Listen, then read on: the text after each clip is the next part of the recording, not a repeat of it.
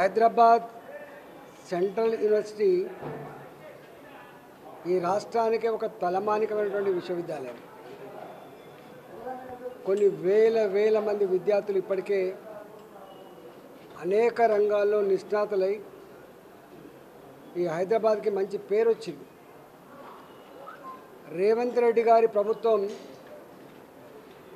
Hyderabad central విశ్వవిద్యాలయపు భూముల్ని అమ్మి అప్పులు కట్టాలన్నటువంటి నీచమైన ప్రయత్నం ఏది జరుగుతూ ఉందో, అక్కడ స్టాఫ్ కానీ అక్కడ విద్యార్థులు కానీ మీకు ఇవే దొరికినాయా? ఒకవైపు ఏమో రోజు రోజుకు శ్మశాన వాటికలకు కూడా జాగాలు లేకపోతుంది, మరోవైపు కనీసం పార్కులకు జాగాలు లేకుండా కాంక్రీట్ జంగల్గా మారుతున్నటువంటి ఈ రోజులలో ఈ విశ్వవిద్యాలయ భూములను కూడా తెగనమ్ముకోవడం అనేటువంటిది ఇది ఏ సమాజం కూడా హర్షించదు.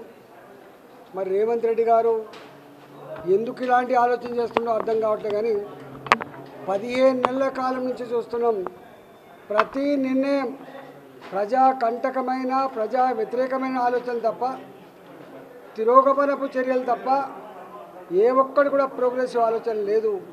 నేను ఒకటే, నిన్న విశ్వవిద్యాలయపు విద్యార్థుల మీద జరిగిన దాడిని తీవ్రంగా ఖండిస్తున్నాం. ఇవాళ విద్యార్థులు కేవలం విద్యార్థులుగా ఉండరు, తప్పకుండా మేమందరం కూడా రేపు వారికి సంఘీభావం చెప్పడమే కాకుండా అవసరమైతే ప్రత్యక్ష చర్యకు పూనుకుంటామని చెప్పి ప్రభుత్వాన్ని హెచ్చరిస్తా ఉన్నా. విశ్వవిద్యాలయ భూములు అమ్మకూడదని చెప్పి నేను ఈ సందర్భంగా డిమాండ్ చేస్తున్నాను.